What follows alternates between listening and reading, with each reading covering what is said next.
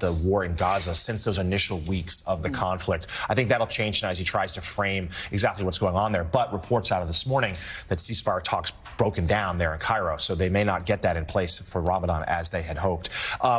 George, we've seen President, he's been on the road a little bit more lately. He's talking to the media a little bit more. They know that tonight's also a moment to try to show his vitality for the job. There's been questions about that. We see the polls about his age.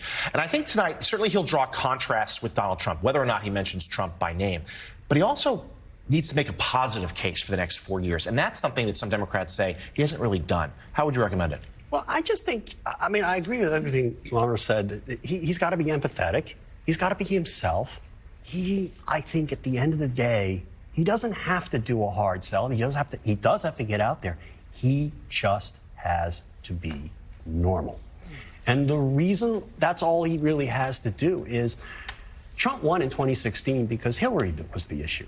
Trump lost in 2020 because Trump was the issue. And in 2024, Trump will lose again because he will be the issue. He will make himself the issue. He cannot help but make himself the issue.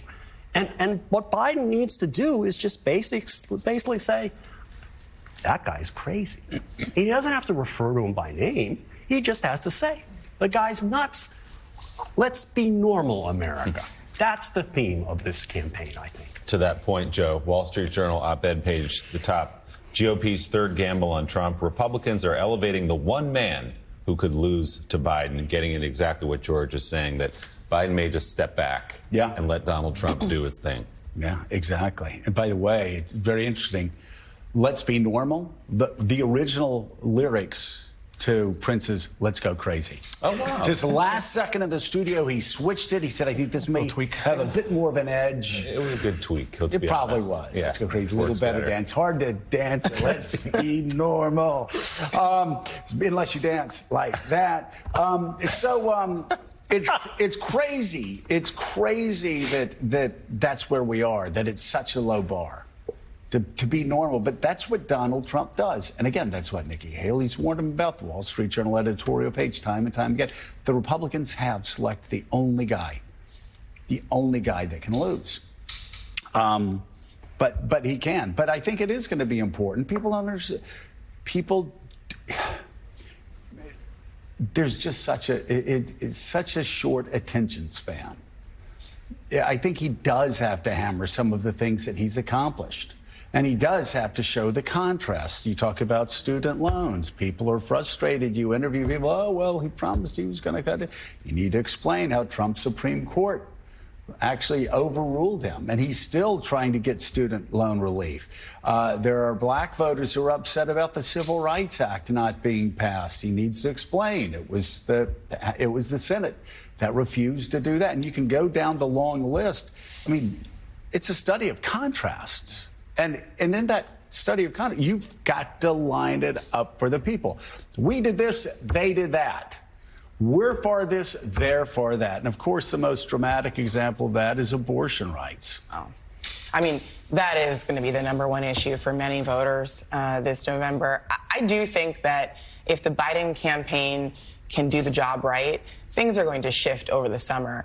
Most voters, most general election voters are not really engaged at this point. So over the summer, that usually changes ahead of a November election.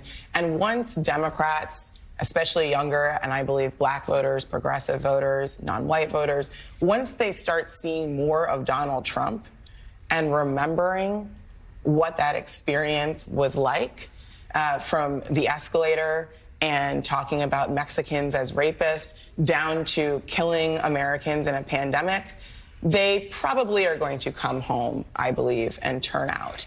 And, the anger and frustration that many of them feel about Biden being too old in their eyes, not listening to their concerns, I do believe that many voters at the end of the day are going to put that aside with Donald Trump on the ballot.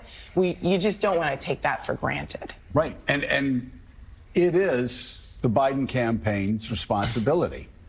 If the issue's Gaza, to explain it. Okay, yeah, we've been trying to do everything we could do to get Netanyahu and the government to pull back, and we're continuing to do that. By the way, the other guy, is saying, just finish them off. Yeah. Just finish them off. The other guy, he supported a Muslim registry.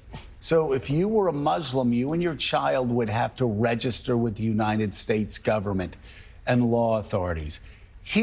We're on the anniversary of his revised Muslim ban. This isn't a close call. It is up to the Biden team, though, on the campaign trail to make sure people see that very clear contrast. And by the way, the humanitarian aid the Biden administration is trying to get into Gaza is hung up by the House of Representatives that won't pass that immigration bill that also has foreign aid in it. It's all connected. George Conway, always great to have you here. Just be normal. That's our phrase of the day. Just be normal. Just be normal. Thanks, George. We got a packed show ahead of tonight's State of the Union address. House Minority Leader Hakeem